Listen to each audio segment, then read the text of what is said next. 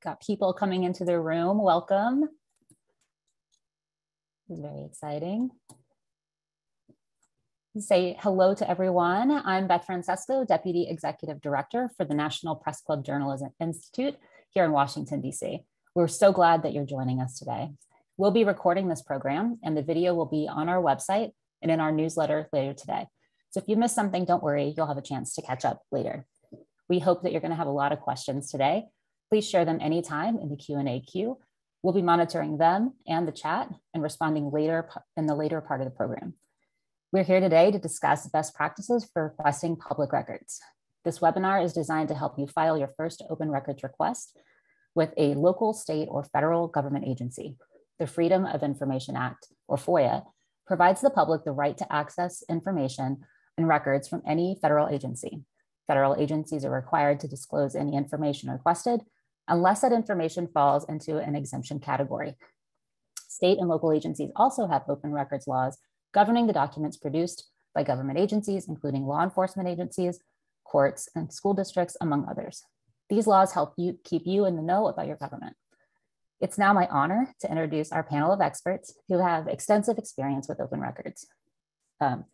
We'd like to welcome Kirsten Mitchell, who is the compliance team lead for the U.S. Office of Government Information Services. She's also the designated federal officer for the U.S. National Archives and Records Administration, FOI Advisory Committee. She is a former journalist and advocate for smoother access to public information and documents. Lulu Ramadan is an investigative reporter at the Seattle Times and a distinguished fellow with ProPublica's local reporting network. A big congratulations to Lulu, who was recently named a finalist for the Pulitzer Prize in Local Reporting for her work on an investigative series for the Palm Beach Post. And Mark Walker is an investigative reporter for the New York Times, where he previously was its FOIA coordinator. Mark is also the president of the Investigative Reporters and Editors Organization. Kirsten, Lulu, and Mark, thank you for being here. Lulu, you've done extensive reporting on a variety of topics using many different records. Can you share a few examples of stories that can give us an idea of what types of records are available and talk us through your process? Absolutely. Thank you for having me. So I'll go through two stories and share some examples kind of cold from records experiences, those stories. So the first story is a story that we did with the Palm Beach Post on voting restoration for voter rights restoration in Florida for people who've been convicted of felonies. Before Florida had a law that automatically restored voting rights to most people with felony convictions, there was a process for restoring rights to applicants, and we wanted to examine some of the trend, if there were any trends in the racial demographics or voter registration, party affiliations of people who had gone through that process.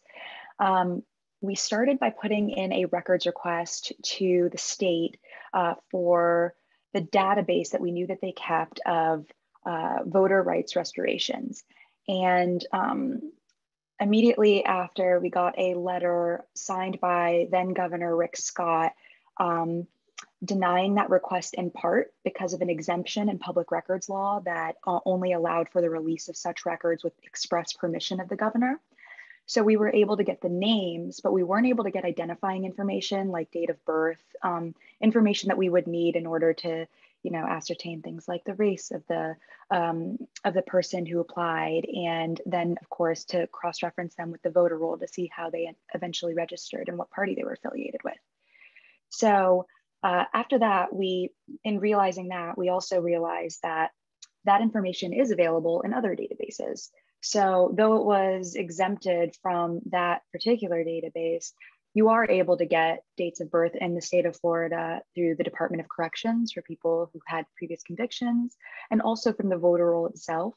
So we ended up requesting and combining some of these databases we'd already had handy, but we ended up combining several databases to gather a list and do the analysis that I mentioned. And we ended up learning that rights were restored to white applicants more often than Black applicants, and more often to people who went on to register as Republicans than Democrats. Shortly after the story, there was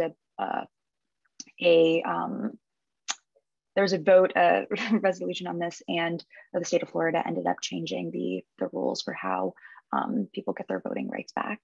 But some of the takeaways from a story like this, I'd say just read public disclosure laws really closely.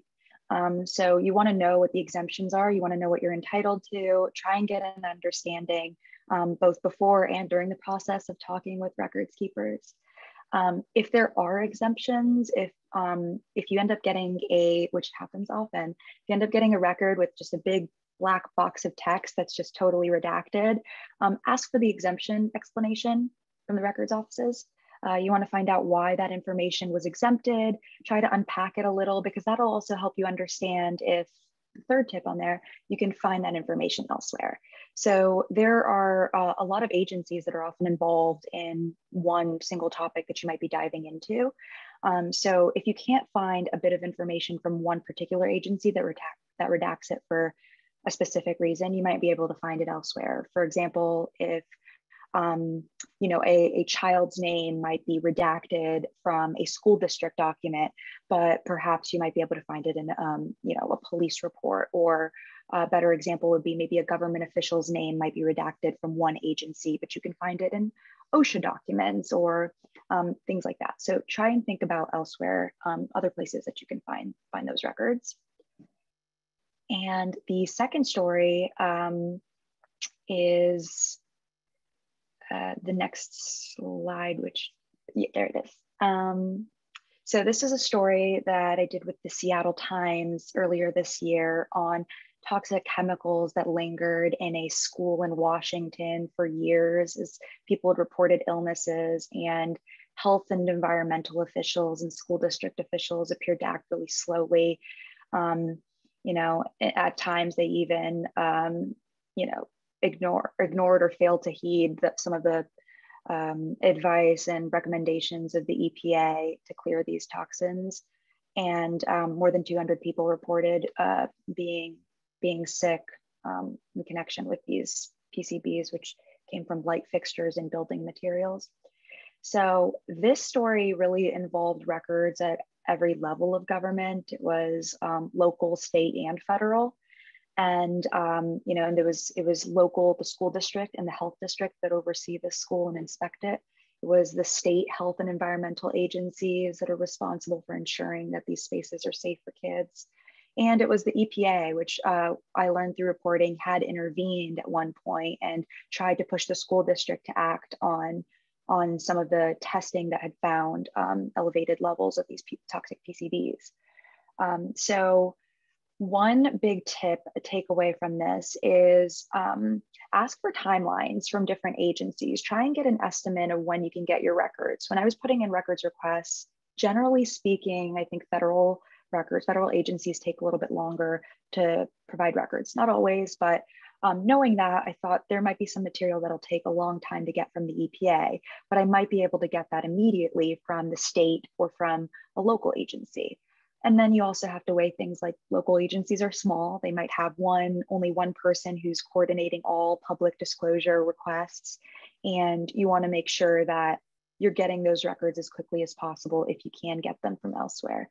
So have conversations, ask for a timeline and estimate that for when they will produce the records. Another tip, ask for what's already available.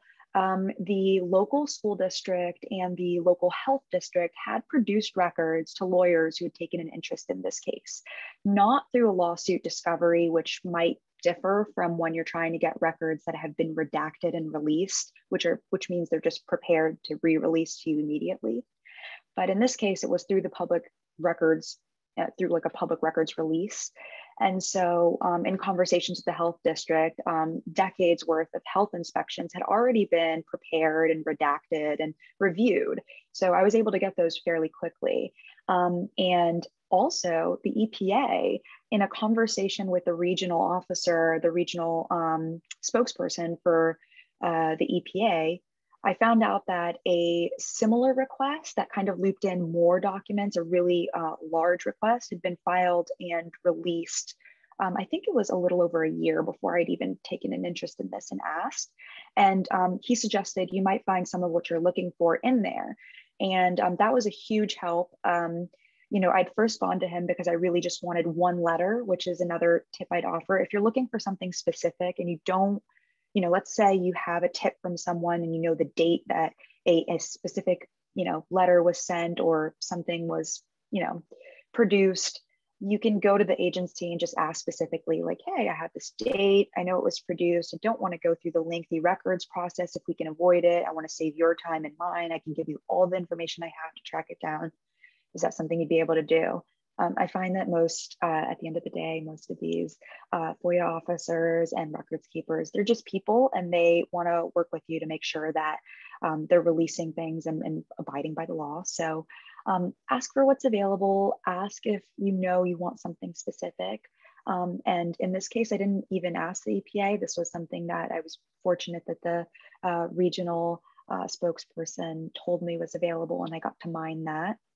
Even if it's not specific to what you're looking for, asking for records that have been released that are similar, I find are very helpful because you want to know what's in those records. So if in the case of a health inspection that wasn't already available, I would probably ask for one that had been made available, something I could get quickly so I could see what's inside of it, see if I want to request supplemental material already, if there's more information or a better place. And then the last tip I would say is just have conversations. The records will tell you a lot, but talk to the people who keep the records, talk to the people in the agency, and, be specific. If when I went to them and said I would like health inspections that show testing for any, toxic materials or environmental conditions, what does that look like? I've never requested such a record from a local health district or school district. And they say, well, we do periodic health inspections of schools that look like this. And then these are what the records look like. And in fact, we've already produced a ton of those. So have conversations, ask what's available so that you can be specific. And those are the big overarching tips I have. I'm gonna throw it to a far more interesting speaker, Mark Walker, and to give you guys some more. Hey everybody, how's it going today? Here's Mark Walker. I'm a investigative reporter for the New York Times. And so one of the things I'm just going to talk to you guys about is a specific story and just sort of like my process as when I'm doing FOIAs for project and used to be the FOIA director at the paper. So the example I have here is one of the agencies I covered, the Indian Health Service, and did sort of an internal report on a doctor who molested children for about 25 years and was sort of moved around to different hospitals, and the agency sort of protected him. In response, the agency said they conducted a sort of internal review of its own practices and employees to figure out how this was able to happen. And so natural instinct was to FOIA it and try and get it. But one of the key things that I do, and I always try and tell my colleagues, anybody I'm helping with FOIA, is not using sort of FOIA as an afterthought. To get some of a report like this, I spend a lot of time on the front end doing interviews with sources who were familiar with this document, not just asking them for photos of the page or context within it, but to learn as much as I can about the document. How many pages long was the document? What was the title of the document? We were being kind of stalled and said this was a health quality assurance report, and they weren't going to release it under that. And at interviewing them and talking about what parts of this document is it a health quality assurance report, or is it just an internal document of like, here's all the screw ups that we had that led to this taking place. And so through a course of about, I think, a dozen interviews, I was actually able to write a very specific and tailored FOIA to get this document. I knew the name of the company that did it, the complete number of pages. I knew when the report was commissioned and completed, had enough supporting evidence to know that it wasn't a health quality assurance record, and knew that on the page 2 of the document, they tried to throw a line in that says, this is exempt from FOIA, specifically to have it exempt. So we even knew that like the agency really had no intention of actually having this become a public document. The whole intention of it was just to kind of say, hey, we did something about this doctor, but no one was ever going to figure out what they did and who to blame for this. And so a lot of the ways I approach FOIA is like a reporting exercise. It's the same way that I think data reporting has sort of evolved to when, I'd say like 5 years ago, it was always, we do our investigations, we do our projects, and then sort of at the end, it'd be like, it'd be nice if I could sprinkle some data in here. And so that's how we used to handle those. But now we sort of know, like, going in the projects, like you really need to spend a lot of time thinking about what sort of data opportunities are out there, what sort of data exists, to make this story, to move it from being anecdotal to being just proven fact on solid ground. What do you need? And I think doing that with FOIA up front and doing that with public records up front will go a much longer way. One of the pitfalls I hear is like, hey, we got this project. It would be nice to have some documents. And I'm like, well, when is the story running? And it's like, like 2-3 weeks. It's not a lot I can do with 2-3 weeks, especially if like the story's been in the works for a year plus. And so thinking about it and reporting out the documents when you're interviewing someone, saying, hey, how do you know this thing? Is there a document that says it? That meeting that you're telling me that happened, like, is it put on the calendar? Does the executive assistant have it on there? Is it on the governor's calendar? Is it on this administrative calendar? Really pushing your sources to like identify the paper trail for all of the information they give you goes a long way. So a lot of the reporting that we do and a lot of the FOIA-based like investigations we do, like we end up line by line being able to, if we were challenged, being able to provide a document that supports every single line in those projects, because having the foresight through every step of the process to have FOIA involved, to implement it and thinking about it on the forefront and not kind of as an afterthought. And that kind of way of thinking is really what helped me sort of land this. And so that would be my word of encouragement, is spending as much time as you do thinking about what sources and data you need, spending that exact amount of time up front thinking about the documents and the paper trail you would need to follow to get through. And so with that, I will throw it over to our last co-panelist, Kirsten Mitchell, who is fantastic and I've worked with on a number of occasions. Yes, thank you so much, Mark. And thank you, Lulu. I'm Kirsten Mitchell, and I work in the Federal Freedom of Information Act Ombudsman's Office at the National Archives, where I've spent the last 12 years of my career. In my previous life, I was a reporter, and I would be remiss if I did not acknowledge how important the work journalists do is to our democracy. Informing the public matters, journalism matters. So thank you all for the work that you do. A brief bit about our office. We're the Office of Government Information Services. As I said, the Federal Freedom of Information Act Ombudsman's Office.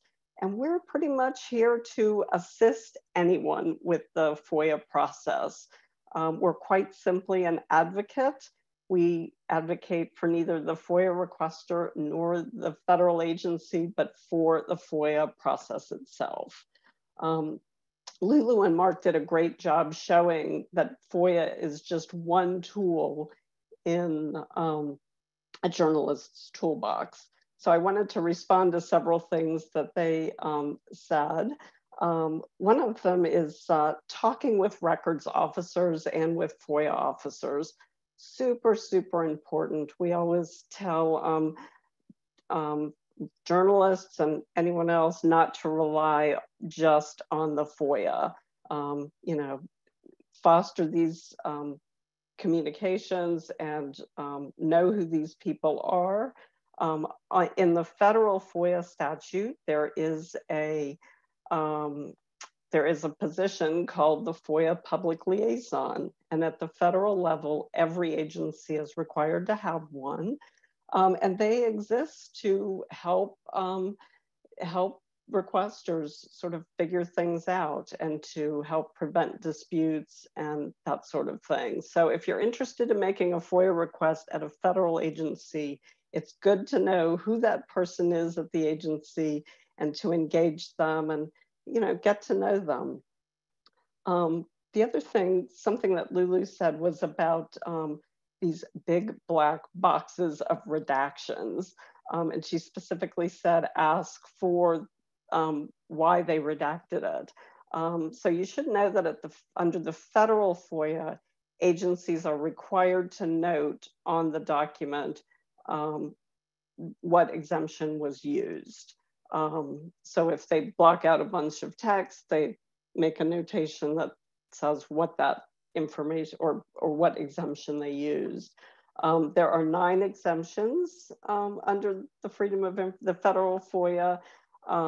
They range from national security information, trade secrets and commercial information, privacy, discovery privileges, law enforcement. So there's a huge range of them.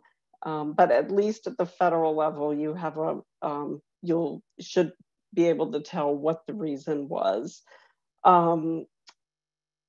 Ask for timelines. Lulu mentioned that as well, as to when you might get the records. At the federal level, federal agencies are required to give estimated dates of completion.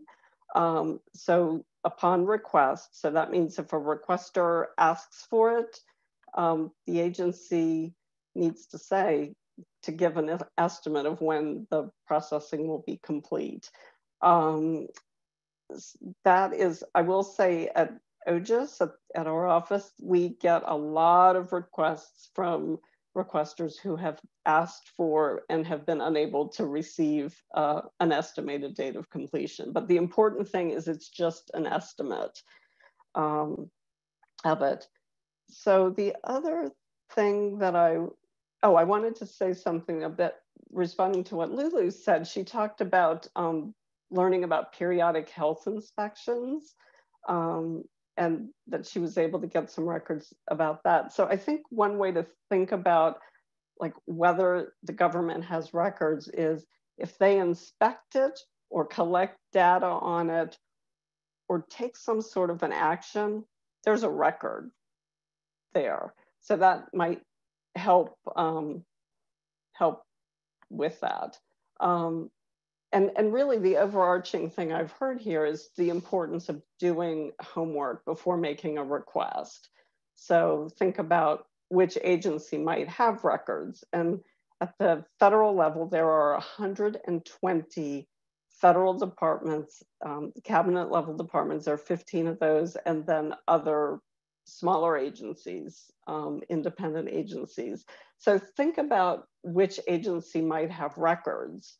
And I'd really encourage reporters to think about places where federal agencies have a presence in their community, whether it's a physical thing like a national park or a post office, or if it's a virtual thing like a federal agricultural regulation that affects land use. And I think posted in the chat earlier was a link to foia.gov. That's a good resource to sort of get you to all of these federal agencies to help make a request. I mentioned the public liaison. Comb through FOIA logs to see what others have requested. You know, as Lulu discovered, you might find that someone's already requested something and the agency has released it. And then the big thing, and this is sort of the thing that I think people find the hardest is sort of striking the balance between asking for a broad enough swath of records that you get what you want and a narrow enough swath that and finding the right right point there, because agencies love it when you keep your requests as narrow as possible. If you say any and all, that might be burdensome. Imagine if you made a FOIA request for Dr. Anthony Fauci's email records, all of them for the year 2020. That is way too broad. So narrow it down, narrow it by time, narrow it by subject matter, narrow it by people involved in these emails, that sort of thing. So we spend a lot of time working with requesters on what we call scoping, getting it so that it's not so broad and not so narrow. And unfortunately, there's no secret sauce there, because every agency keeps different records, and it's really just a matter of doing your homework first. So I think I'm going to stop there and kick it over to questions, because I believe we have a few. So I'm going to kick it back over to Beth. We do have some questions, some great questions from the audience. And just because you were talking about, just the scoping and how, a FOIA request can become burdensome, we have a couple of questions in here related to cost and fees that can come with requests. So can you each talk a little bit about how you address fees and what a requester might anticipate when it comes to the financial piece of it? Sure. I can talk about at the federal level. Okay. So fees, so agencies are allowed to charge fees for searching for records, reviewing records, and duplication of records. The good news is that there is, for news media requesters, if you're in the news media category, you're not going to be charged search, you're not going to be charged review, and duplication is only after the first 100 pages. So you get the first 100 pages free. So that's good.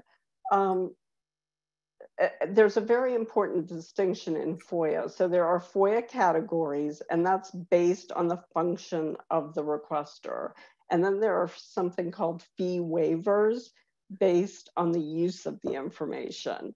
And it's a very important distinction, because just because you have a press pass or you're categorized as a representative of the news media does not mean fees will be waived. So the tip that we like to give is focus on getting the right fee category, focus on making sure that you're in the news media category if you indeed are a working journalist, as Lulu and Mark and many of you are. So focus on getting that before you get to the fee waiver. Because fee waivers are, as I said, they're different from fee categories, and they demand a much higher threshold for consideration than a fee category. The Department of Justice's guidance on fee waivers says that the standard for fee waivers is that the disclosure of the information is in the public interest, because it is likely to contribute significantly to public understanding of operations or activities of the government, and is not primarily in the commercial interest of the requester.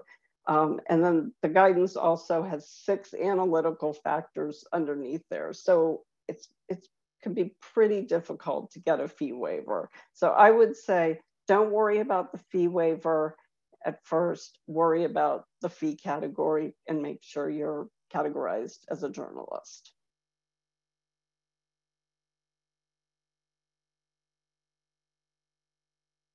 So I'd love to hear Lulu and Mark's experience with fees. Yeah, absolutely. That was super helpful. I think my biggest tips would be well, first of all, the first tip, to read and understand the public disclosure laws in your state. So when we're talking about state and local public records requests, try to understand what you're entitled to, what they're allowed to charge. And, oftentimes you can also ask an agency, every time you can ask an agency how much they're charging per hour for review and redaction, and you can get an understanding of a sort of cost estimate breakdown. Every state is different. The rules are different. In the states I've worked in and requested records in, I have been able to get cost breakdowns from agencies.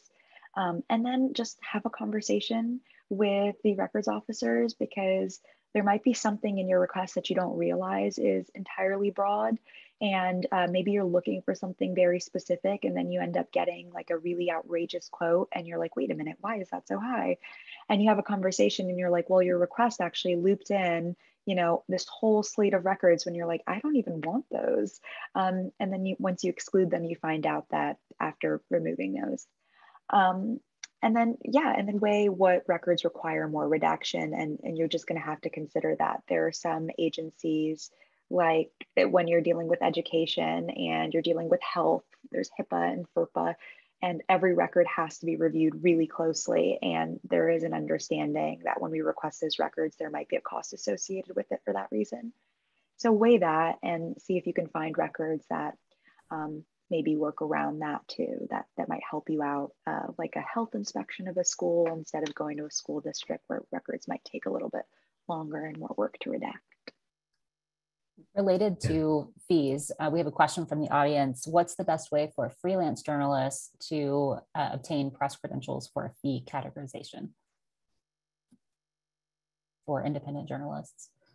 So that's a great question. And I can only speak on the federal level, but we've seen a few situations in which the freelance journalist has submitted a proposal for publication or a contract for publication, or even just, maybe it doesn't have to be as formal as a contract, but something from the editor stating that, oh yes, this freelance journalist is working for us on this particular story. I think the key to it is just to demonstrate that you're not trying to obtain the records for commercial purposes. Like, I think that's the big key, is just to show that like this will not be used or repurposed in some sort of commercial fashion. Great, thank you. This is all very helpful. Another question from the audience is that, you know, if you've mentioned looking to see what's already been released. If you find out that an agency has already released a document for someone else or another organization, where can you find it? How do you go about actually getting your hands on those previously released records? You just ask the agency. You just ask them if they've released it, and you know they've released it. And one way to find that out too is you can request records logs from an agency. That is its own public records request. So it will, you know, you will have to wait whatever amount of time for them to release it. But you can often bypass that just by asking them and say, hey, have you released something like this before? What's already been, you know, what's already been reviewed and redacted and is out there, and then they'll just have to give it to you. Yes, a lot of federal agencies do a good job of posting their FOIA logs publicly, but it's usually a kind of a short turnaround for you can put in. For just usually ask them for fiscal year, just the number of FOIA logs, and they will come with sort of like the number, a brief description, the date it was filed. And so a lot of times if something's already, and we'll tell you if it's still pending or complete. So you just kind of look for the ones that say that they're complete and been processed out. And those ones are usually pretty easy for them to like dump off and give to you. So, and I'll just add that at the federal level, every agency has its own FOIA program and its own FOIA website, and they're sort of all over the map in terms of the look and the feel of them, but they all should have FOIA reading rooms, FOIA libraries, they're referred to as both, and they're really encouraged to put, well, not just encouraged, it's required if they get 3 or more requests for a single record to put it up there. So I would suggest combing through those as well. I just wanted to add something on the fees thing. Mm-hmm. Something that I always do is, like, if you ever get a large batch of FOIAs and you kind of go through them, like you get like 3,000 pages, you'll read through them and like 2,900, like 2,900 of them just be like just garbage. And one thing to like remember is a lot of these federal officials, they sign up for like newsletters for like Target and Amazon and things like that, that they get sent to their government email. So like one thing I always do is I write a phrase out in my public records request that says, I want you to deliberately exclude all newsletters, press releases, and similar documents that weren't internally forwarded. And you'll be surprised that that'll usually cut out like a third of the fodder in your request. And that also will cut down a significant chunk of your costs because you're telling them to take that garbage that they will otherwise have to review and process and take it out of the request and not include it. And so that's usually like putting that in there I've seen like a significant drop in like the cost of like my FOIA and public records requests by doing that. That is a great tip. Well, along the lines of what language to include in a request, we have a question from Tara who asks, if any of the panelists can go over the bare bones language that you recommend to include in a request, what would that bare bones language be?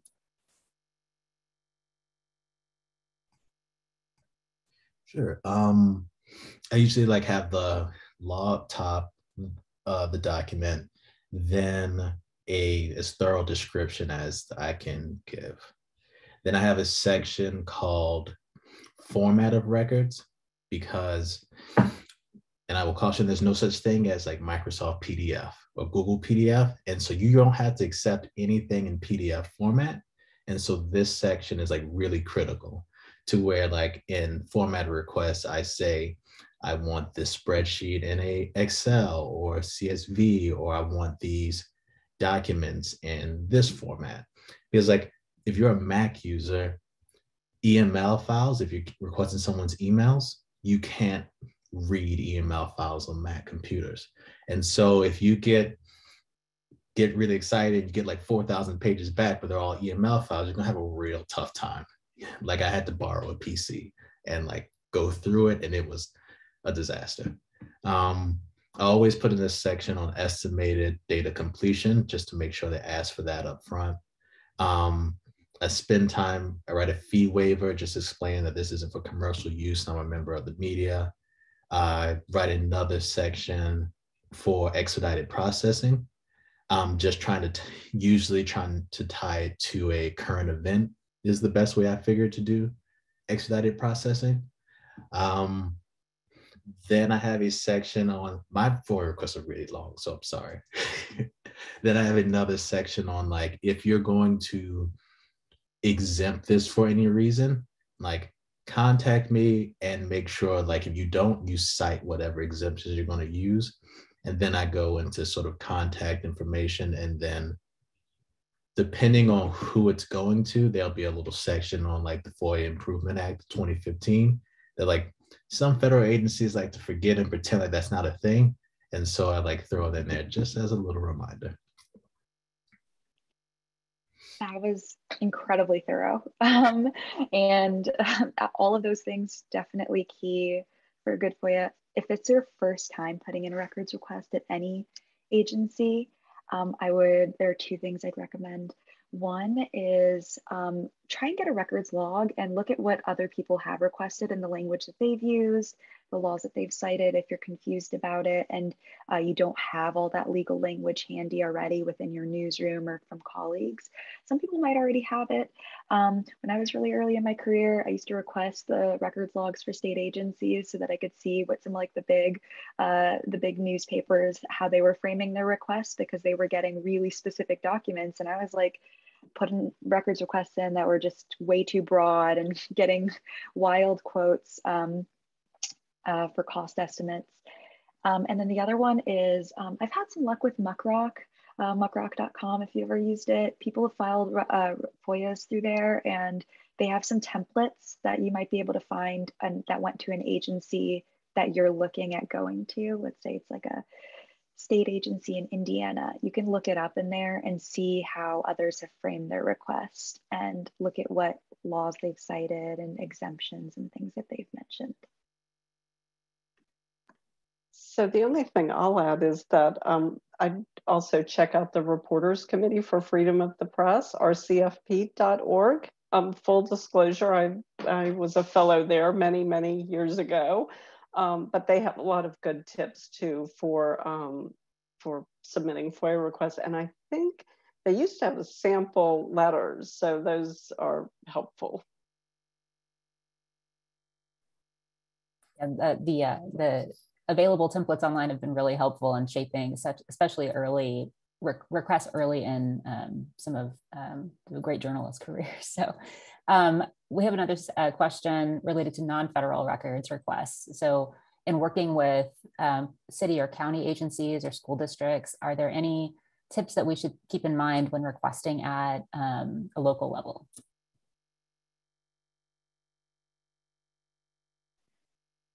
I would say all of the same tips really apply. Just really try to understand what the records laws are in your state, and talk to the agency about how they keep their records. Mark mentioned, and the and his records sort of template, records request template, how the records are kept and the way that they're delivering them to you. You might want to ask for records as they exist. I've had agencies give me like spreadsheets describing, like small agencies in Washington right now, describing the records instead of giving the records themselves. And sometimes with really small agencies, they may not have a lot of experience off the bat with records requests of that nature, but just talk to them and say,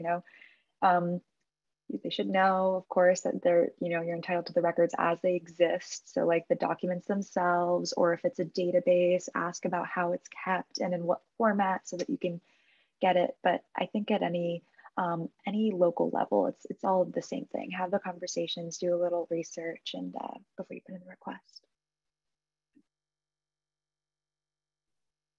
Going back to the federal level, Lulu and Mark, do you have any suggestions? This is a question from Arthur Kent. Do you have any suggestions regarding FOIA requests to the Federal Justice Department?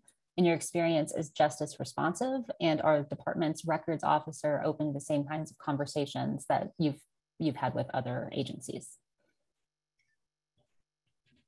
Yes. So with the thing about dealing with like the Justice Department and folks like the FBI and stuff is probably understanding like the FOIA exemptions and spending a lot of time really reading through them, especially Exemption 7, which is like this sort of investigative exemption on like, we can't release this information because it's part of an investigation. The reason why I said I put DOJ is like one of the places I like specifically have a section in my FOIA request about the FOIA Improvement Act of 2015, because under the Obama administration, because these law enforcement agencies were citing this exemption so kind of aggressively, the burden is on the law enforcement agency to prove to you that releasing these records, or to demonstrate that releasing these records will actively harm their ongoing investigation. And if they can't do that, then they're supposed to separate out the information that isn't going to be harmful and release it to you. And that's something that I would press them and push them on, because they can't withhold a whole investigative file, because they can be investigating a small lead to the end of time. But like if there are other leads and other files are sort of wrapped up, they need to break that information out and release it to you. And that's something that it's always had success kind of pushing it back against them on, is doing that. So one thing I'd add in terms of the law enforcement exemption, so Mark mentioned Exemption 7. There are 6 subparts to that, 7A, 7B, and so on. And I will say that Exemption 6 and 7C are the most used exemptions government-wide. Exemption 6 is personal privacy protection, and then Exemption 7C is personal privacy protection in a law enforcement record. So you're not going to get information about a particular individual unless you have that individual's consent or that person has died. So that's just something to keep in mind, because that is the most used exemption, or those two across the government. I will say one more thing about exemption A, 7A, which Mark alluded to. That's the one for ongoing investigations. Keep in mind that that's temporal. It goes away at some point. So it pays to keep track of it and to maybe resubmit your request at a later time, because that drops once an investigation is over. Now, that doesn't mean you'll get the records, but you might get more than you otherwise would.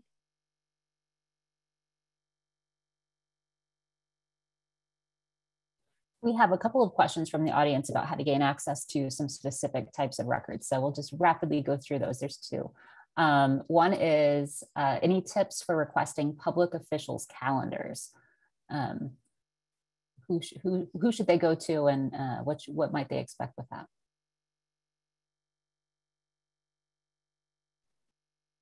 I would suggest first have a conversation and see where they're kept, and if you're actually entitled to them. Again, understand the public disclosure laws, because there are some agencies and states where that might not be public, but some variation of that might be something like emails that are calendar invites if you can't get a calendar. So find out what's available, and generally speaking, it would be kept in the office where that official works. So go to that office specifically for requests like that.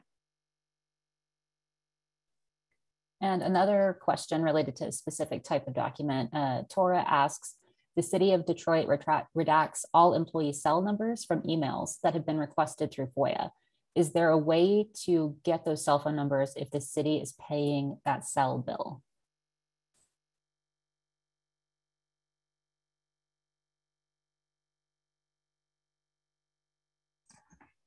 That's tough.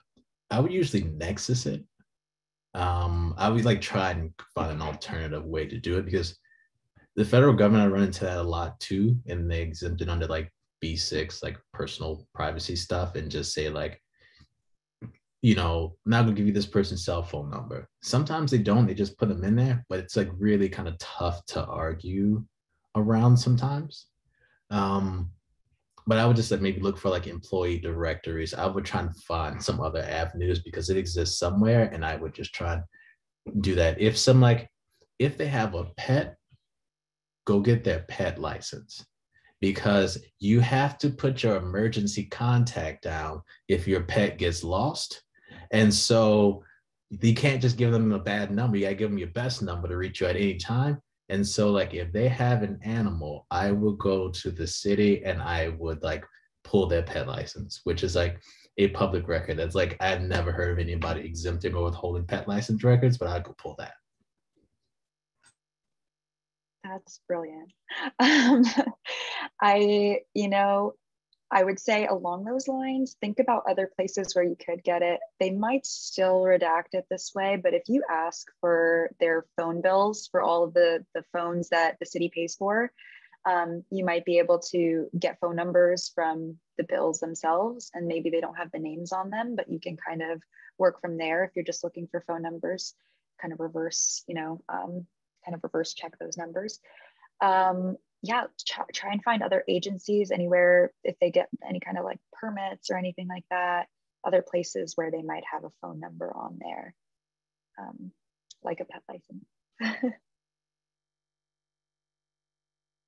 That's such a good piece of advice. I would have never thought of that. That's fantastic. Lulu and Mark, you must be juggling so many requests at the same, handling multiple requests out there for information, multiple agencies. What are some of your strategies for staying organized and checking back in on records? Can you talk us through that a bit?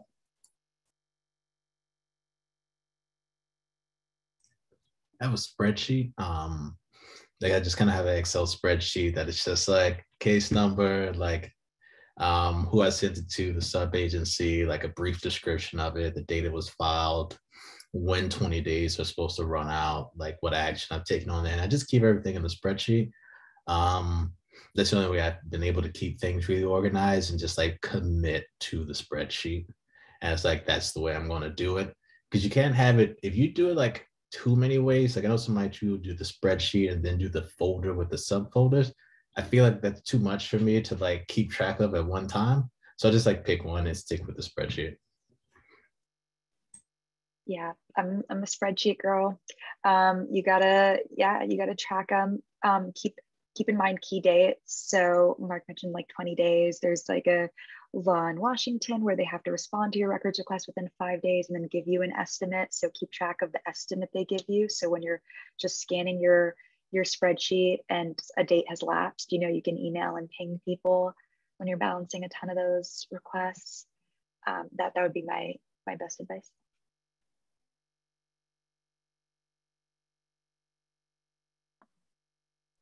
I have nothing really to add except spreadsheets are awesome. And back when I was a reporter, that's how I kept track of all of my requests.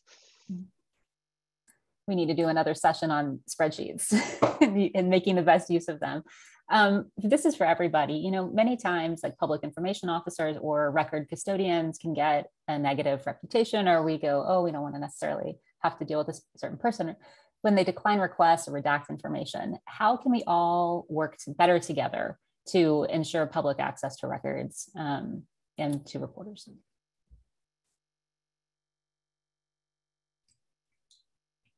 I email FOIA folks to like buy them coffee or talk them to lunch, and not to like do anything on the record, but just like to better understand what they do, because it's like the PIO really isn't the person who is going to process your records request. It is going to be someone else in the building. And so I usually try and make it a point to find out who that person is and really say, I'm sorry for making your life really hard with all my FOIA requests. Like, what can I do to make both of our lives easier? And just try and like understand, because they're an expert here. So they probably seen a number of your requests and kind of know like your habits, like what you usually ask for, where you trip yourself up. And it's a lot of work, even when you trip yourself up and they need to go through those exemptions and read through that stuff to not give you things. That's still a lot of work on their plates. And just trying to be able to have those conversations and try and say, look, I don't want to make your job any harder than it has to be. What am I doing wrong? What can I do better? Can we have better lines of communication? And sometimes before I submit a FOIA, I'll call that FOIA office and say, hey, I'm getting ready to kind of tee this up and put this in. Like, can we chat for a few minutes? Is there something does this sound right? Is this something you have readily available? How long will it take this? Am I doing this wrong? And really have an open conversation. And I found that they do appreciate it. And it's helpful. I agree. I feel like conversations have gone a long way. I've had records officers tell me exactly how to put in a request. Like, this is the name of the document you're looking for, just to streamline it for the both of us. It's not always going to be, a great experience and relationship. I won't pretend like I haven't had really rough back and forth. I won't pretend that we haven't had to lean on, newspaper lawyers to pressure an agency to release records. But I think on the front end, don't assume that it's going to be like a contentious or kind of like a bad experience. I think that's where people get off on the wrong foot. Have a conversation, call them before you put in the records request if you have a chance. And level with them. They're people. We're all just trying to do our jobs. And then if things go wrong, then you can talk to your editors and take other steps. But don't go into it thinking it's going to go poorly. Yeah, I think that's all excellent advice. And I'd say we see FOIA disputes at the FOIA Ombudsman's office. And I'd say many of them are due to a lack of communication. And so communicate, which the great thing about a room full of journalists is that's what you all do professionally. So just, pick up the phone, send emails, because my observation is that FOIA professionals and journalists have the same goal in mind: get the request completed and move on to the next one. We're all in this together. I would love for us to, as we're wrapping up, if there are any remaining tips that you want to share with the audience about FOIA, or any words of encouragement you can offer. Mark, do you want to start us off? Yeah, I would say, really, when you're dealing with those sort of fee waivers and in doing public records requests in states, and you're getting pushback, and someone's saying, well, it's going to be $200,000 for like these records, which has recently happened to me, so I know that's like a real number, but really ask them for a cost breakdown of like how they get into this number, and really spend some time like digging through and thinking through that cost breakdown to think, what can you do to reduce that cost? It's a whole negotiation.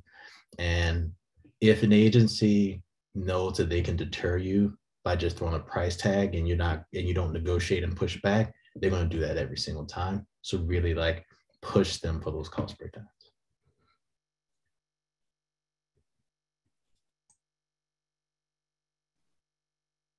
Go ahead. Oh, so I was just going to add that I would, if you get a request, a response that you're not happy with, appeal it. Always appeal. We haven't talked about that, but and exemptions aren't the only reason for appealing. You can appeal fee waivers, whether you're in the right fee category. You can appeal the adequacy of a record search. Say you get a no records response, you can appeal that. So there are all kinds of reasons for appealing. The numbers that get appealed are very, very small. But what happens when that's done is the agency takes what's called a de novo review, a fresh look at the processing of the request. And you might end up getting more than you thought you would. Yeah, I'll just add, take a look at other requests and try and learn from them. But also, if you're filing some of your first records requests, you know, do it. You might make mistakes. It might not be exactly what you're doing. It's kind of like when you read your first stories and you're like, wow, I was not very good, and you've gotten better. Records requests are like that. You get better at them. You know how to narrow your requests. You learn how to file them and include the right information. So yeah, look at others and keep going. Just keep working on them. Thank you so much, Mark, Lulu, and Kirsten, for this incredible insight. Your experiences are going to help all of us better understand how we can file our requests more efficiently and really help get information to the public. I want to also thank all of our participants for the great questions and for spending time with us today. I'm so sorry that we weren't able to get to all the questions. I did find this program incredibly useful. I hope you did too.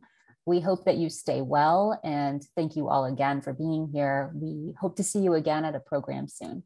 Thanks, everybody. Have a great day.